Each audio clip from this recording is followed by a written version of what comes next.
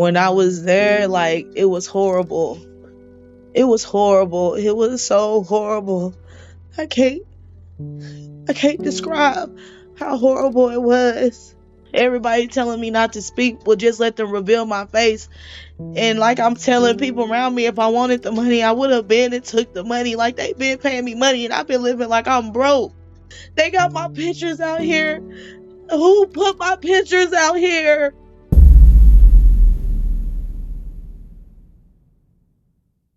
Now, peeps, I sat down for the most exclusive interview of 2024. We've seen her pictures all over the internet with multiple celebrities eating food off of her body when she was just a preteen.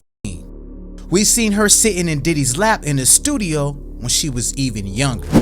Now, hear her story for the very first time.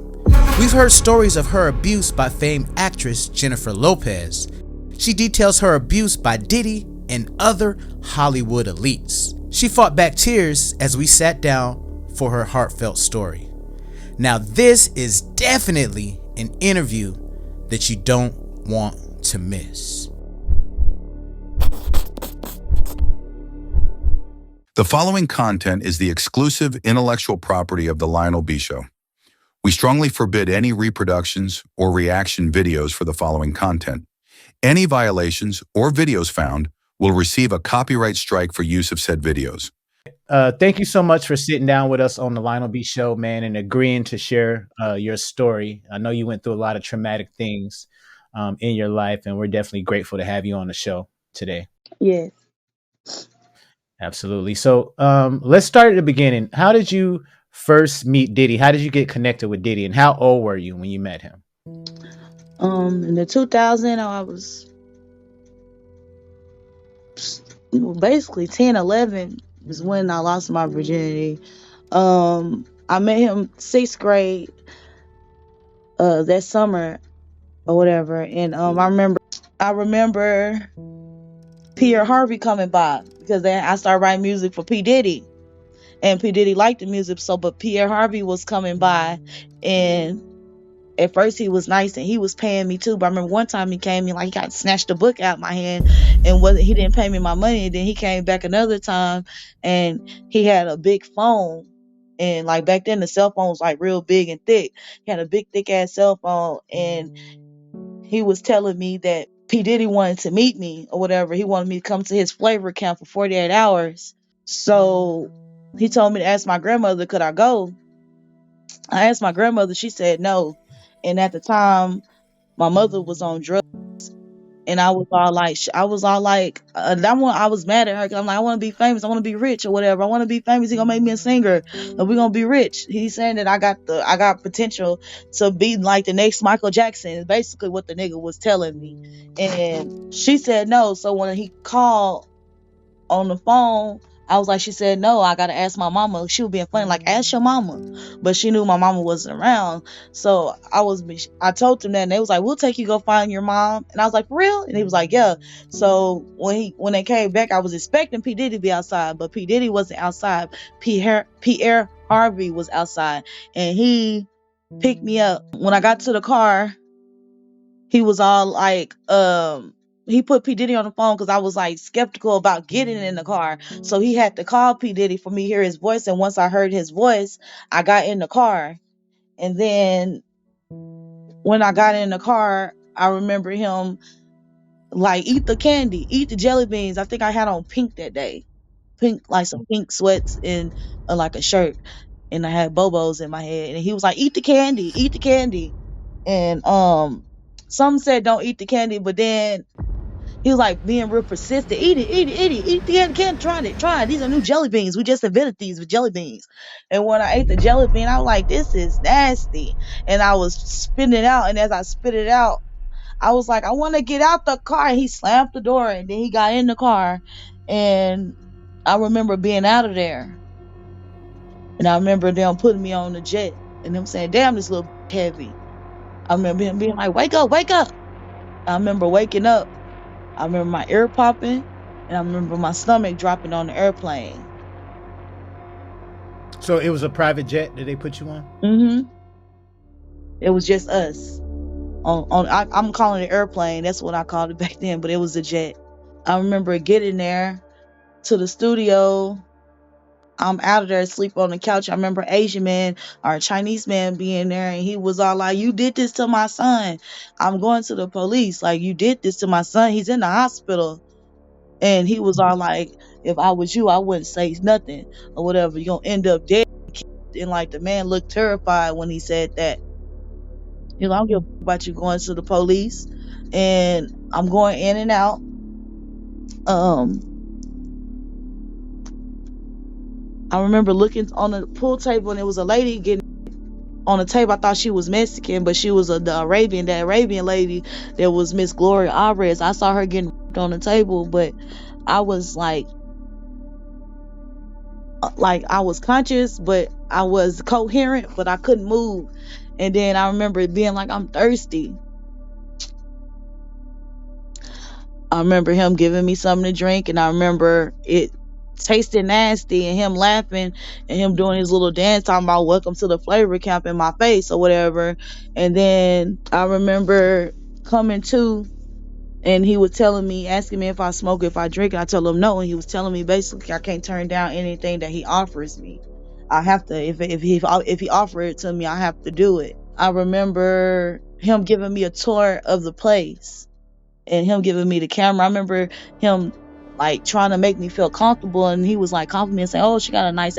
I felt so uncomfortable. He was like, "Don't she got a nice body? Her ass is nice." I remember that. I remember him telling me to get the camera and to take pictures. What did he have you taking pictures of, or Like of the yourself? studio, he took pictures of me, and like when I took a picture and I'm like in front of the thing, I'm taking pictures like this, and I took a picture of the bed. That was me. I just took a picture of the bed. He was like, "Go walk around." I put my phone on do not disturb. He was like, "Go walk around," and he told me to take pictures. And I remember taking pictures of the bed, like take pictures or whatever. And I remember taking a picture of the bedroom. I took a picture in the studio, and he was like recording me. And I also I'm just going in and out, in and out. I don't know, he offered me something else and I passed out, but then I remember being in that room with him, and he was all like being extra touchy with me. And I was like, yeah. I started feeling like he was a creep, but I was still like going along with it. And he was like, "What kind of you like?" Like he was asking me about me being molested, and I was honest with him, and I told him about stuff, because he was like the stuff that I was writing. I had to be like, they was asking me, have I ever been molested? Have I ever had sex? Mm-hmm. And I was like, yeah, knowing I was a virgin. I've been molested, but I never been penetrated. Mm-hmm. He asked me what kind of cocks I like, and I was like, real big cocks. I like big cocks, real big cocks. And he sent Roger Bonds to go buy a pink dildo. And I remember waking up, looking in the mirror. I look in the mirror and I see P. Diddy behind me. And I know when I was in the room, he took my virginity on that bed. And I remember screaming and hurting, but I had to take that. I had to take it. But then after that, I remember I just woke up again. I'm in the bathroom, bent over the sink. Mm-hmm. And I'm yelling, but I guess I'm not making noise. I don't know. But I'm yelling, "It hurt. Please stop. I'm weak. I can't move." And he's giving me or whatever. He turned me around, kissed me in my mouth, and was like, "I'm not going to hurt you." But he was hurting me. And he turned me back over. And when he stuck it in he told me pinch his nipples and all type of crazy shit. He kissed me in my mouth. And he turned me back over, and I passed out again when he stuck it in my ass. And the pain stopped. And then I was relieved. And then I felt the pain again. And when I woke up, it was Pierre Harvey behind me. And he stuck it in my ass. And I remember looking and yelling, "No, stop, no, stop." and I happened the Jewish guy was behind Pierre, like on the side. It was like in his bathroom at that studio. It was like a restroom stall in there. Um, I remember, and then after he finished, I remember P Diddy telling, I was asking the Jewish guy to help me because I know he just had a baby, and I was looking at him for help, and he was all like, I don't want to do this. I want to do this. And he was like, if you don't fuck her, I'm going to fuck you. So the dude got behind me and his stuff was soft. But he was like acting like he was doing it with me. And then like I wasn't yelling, I wasn't screaming like I was. So then Diddy kind of pushed him back. But Diddy had told that man if he didn't do it to me, he was gonna kill him. That man, hurry up, got naked. And I remember Diddy pushing him out the way, and I mean, or no, Pierre pushed him out the way. I remember Pierre smoking crack out of like a crack pipe. I don't know if it was crack. I don't know what the was in it, but a crack pipe is where it's circle. You know, it's not. It's he was smoking out of that, and I remember him making me give him head. And like I was using my teeth and everything. He slapped me upside my head and he was all like, don't use your teeth. But I couldn't breathe and like he was just gagging me with his dick. It was just so like their dicks were just so big. I remember after that it was like a break in between, and but then I remember looking to my left and P Diddy's in the doorway with like one of them old school cameras, and he's sitting there jacking off and sitting in a chair in the doorway of the restroom. I remember passing out, waking back up, being over the sink, and this nigga sticking a champagne bottle in. I was like yelling at that point. I know I was yelling at the top of my lungs, and they just had me so hurt. And they left me in their restroom, and I don't know how long I was in that restroom, but my legs and stuff wouldn't work. And some white guy came and got me out the restroom. So it was like a security guard or somebody that picked you up, or This white guy, when he smiled, he has a cat like a smile like Garfield. He picked me up and I was like, I just want to go home. I just want to go home. And he was like, I'm gonna take you home. I got you. I'm gonna take you home. So they put me back on the jet and I wake up. I'm with some other white girls, like we all teenagers. They were a little bit older than me. I wake up with them and like at first it wasn't like it was fun, but then they disappeared from me and it was me by myself. And I remember being drugged the whole time, and I remember them drugging me so much and they wanted me to feel the pain, and they had my hand over the stove. I remember waking up screaming. This was a fat white guy. He kind of hunchback, got a pointy nose. This fat white guy, he was just passing me to different white men, and and to a point they all started looking the same to me.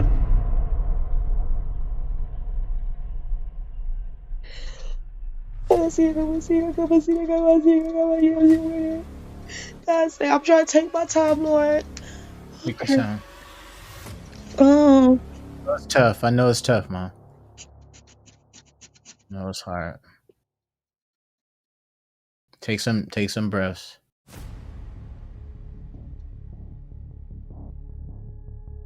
okay,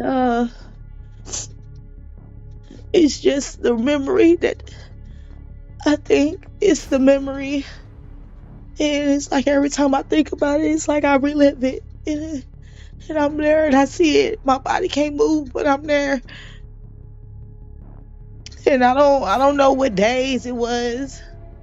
I don't know the time, like you know what I'm saying. I just know it was daylight, or I know if it was hot. I remember them having me in the summertime, and I remember being there in the cold.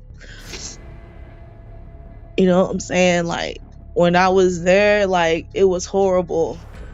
It was horrible. It was so horrible.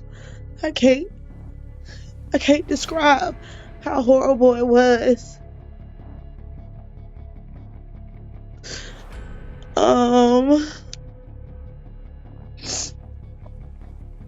After that happened, it's like it goes in and out. I remember trying to escape. I remember the brown children.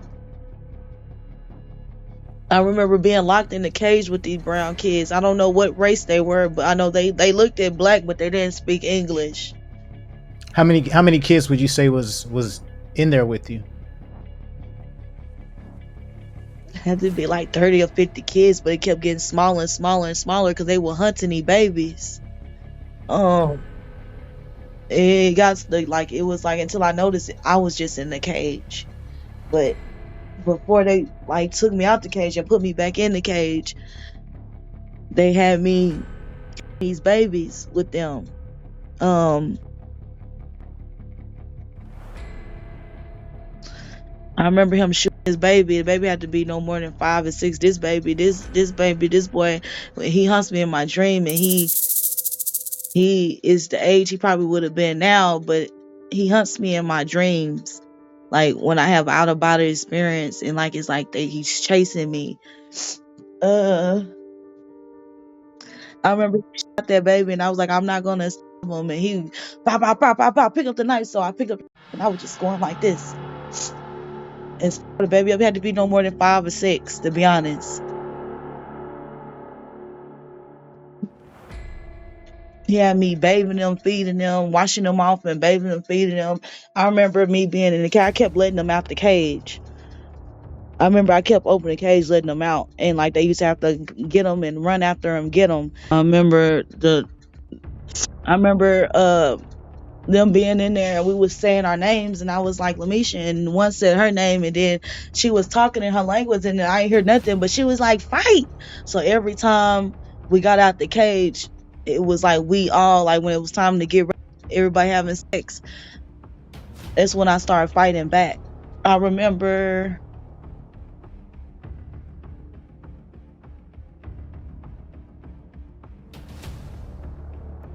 I know it's hard. I know it's hard. I remember they had a tray, and on the tray there was a knife, it was a corkscrew, it was a glass bottle, it was a candle, and it was a cigar on the tray. And I remember all of them had to stick it in me. And I will never forget how Bill Cosby lit the cigar and put it out on my vagina. So Bill Cosby was one of the people there? Yes. I never came forward to his case or whatever, but he had Jane Doe's, but that opened up all the old stuff that he been doing, but I never came forward in that because my grandmother never took me, she never reported me missing, and she never took me to do a police report. And as I'm calling, getting help from these lawyers, it's like nobody can help me. And like I need help with a lawyer. Like, you know what I'm saying? And it's like, I know that's me. Like I can provide pictures, not the picture that they have, because they have the original. The police had the original copy of that picture of me. You know what I'm saying? They had the original copy of that picture of me. I don't have no picture. I got pictures of how I looked at that time, that like you could see my shoulder and I'm still got the same frame, but I don't have those pictures anymore. I remember he did what he did to me, and then when it was time for Jennifer Lopez, she was there with a guy, and he was standing there looking disgusted, but didn't nobody save me. She stuck that glass in me, and after that, my eyes were booked the whole time, and they put a blindfold on me. I remember them beating the fuck out of me. I remember them hog tying me. I remember I remember them all being mad at me because I put snake venom in everybody's drinks and shit, because everybody acting like they couldn't remember. But when this witchy lady, she gave me, she was in a red room, and the room had mirrors everywhere, and it was a yellow snake in the damn sink. She gave me the venom, and whatever she gave me, it made me still be numb. But whatever she gave me, it made me coherent. Like I was coherent to everything, but I still couldn't move. You know what I'm saying? And I put it in everything. And I remember Kris Jenner being mad about it, and I stabbed her in her left side of her shoulder, like right here. This is where I stabbed her, right there. And no, it's not allegedly. It really happened. It really happened. And I hope by me going live and me telling some stuff that it don't help him get off. You know what I'm saying? Because they saying like, I don't need to talk, but I don't have no lawyer. I don't have nobody to represent me. And if it was for the money, I would have been and took the money. All right. I would have been and took the money. It's all right, sis. Speak your truth. Speak your truth. I end up, he burned down this building to cover up all the evidence and some bodies, some more people that was there. Yeah, that's the building he caught talking about because he ended up doing some shit. He slipped, fell, hit his head, and I ended up pulling him out. I wanted to leave him in there, but the power of God told me to do it. And God told me to get him. And I wanted to let that nigga burn. I wanted to let that nigga die. I swear for God, I wanted to let him die. I can't tell you. I wanted to let him die. I cannot make this up. I cannot make this up. Yes, I was young, and yes, I pulled out a grown man out of a burning place. You hear me? And I jotted for the woods, and I was lost in the woods. I died in the woods. God brought me back to life, and I just told God, just please kill me. I don't want to get away. I'm hungry. I was in the woods. I don't know how long I was in the woods until I made it to the barbed wire fence and beat me up. I was already beat up because before I made it to the woods, they beat that damn deal inside of me. The deal, he made Roger Bonds go by. He told that man go buy that deal. They beat that deal inside of me, and I don't know. I went to the highway. I made it through the barbed wire fence, and I'm like, damn, I thought I was in the jungle. Because they kept telling me, oh, you're in the jungle. So I didn't know where the fuck I was at. I'm thinking I done ran away from Africa to America. That's what I'm thinking in my kid mind. You know what I'm saying? And this is how I wrote my police report. This is how the first police report is written. You know what I'm saying? And I get to the barbed wire fence. I almost get hit by cars because it's the barbed wire fence, and then it was the freeway. And I collapsed on these trash bags, and some white man, I think his name was Samson, he picked me up, and he drove me from Miami and took me back to New York. And when I came in there, I would beat the fuck up, and they was like, who did this to you? And they tried to get the white man. I said, he didn't do it for me. He didn't do that to me. He saved my life, and he didn't take me to the police station in Miami because I was telling him that it was like the sheriffs, the people worked for the Miami police place was doing that to me. And I was telling him, he told the police did this to me because the nigga was around police. He was around a lot of elite white people. I was like, the police did this to me. So he said that he drove me from Miami and he drove me to New York. And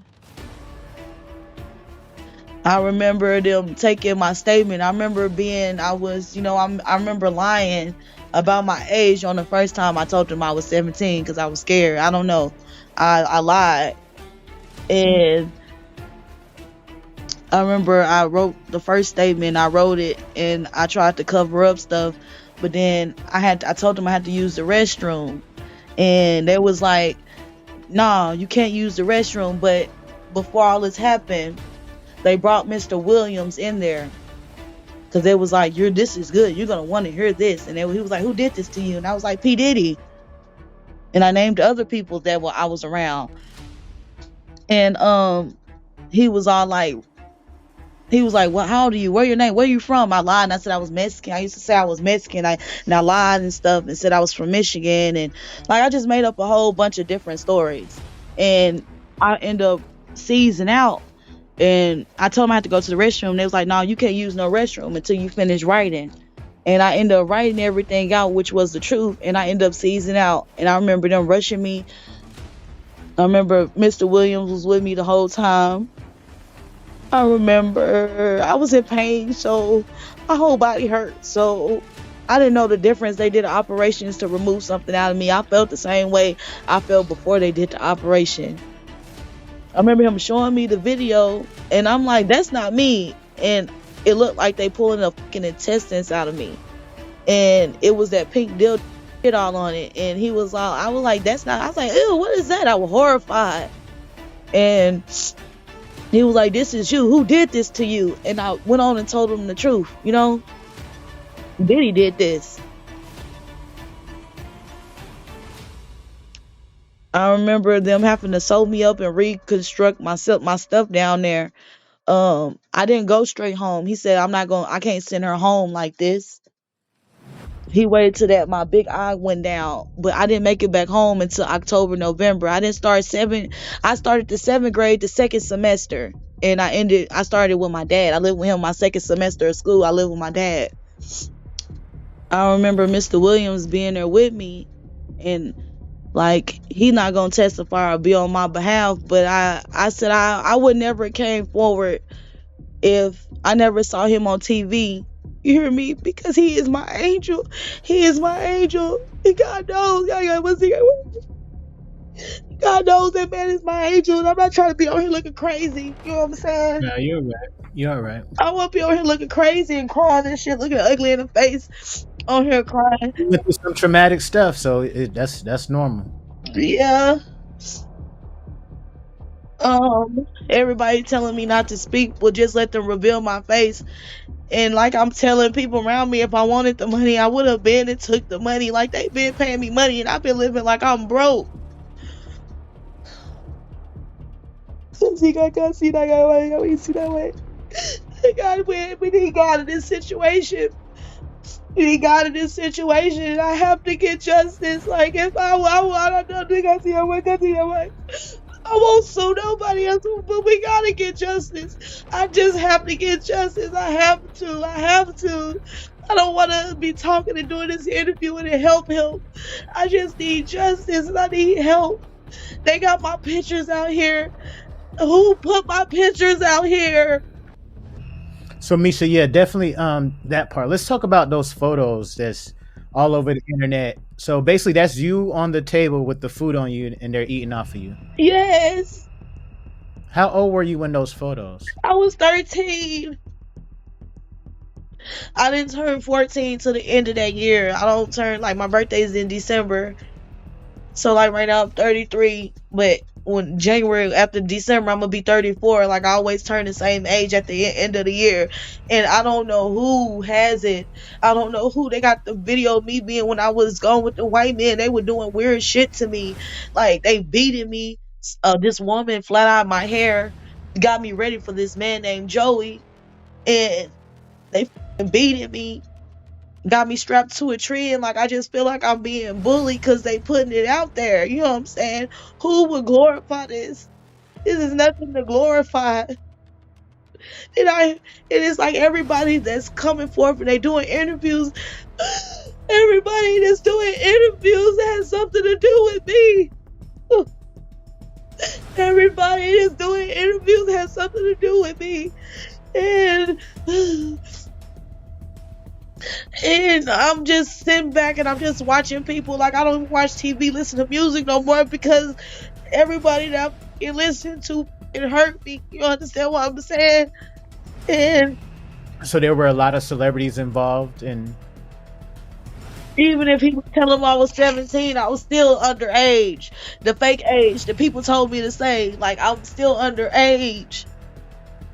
And this man had my mind gone because I was being abused at home, and I was thinking that this is how the world treats you. You know what I'm saying? I'm thinking this is love. This you gotta do. He took my virginity. My mom was gone. I don't know. My mom was gone. Now, peeps, that was part 1 of our shocking 1-hour interview with Misha, a victim of Diddy. If you know someone that's going through domestic, or if you yourself are going through domestic, help is just a phone call away. Thank you guys for watching part 1 of our interview. Stay tuned for part 2. Make sure you don't forget to subscribe for new updates.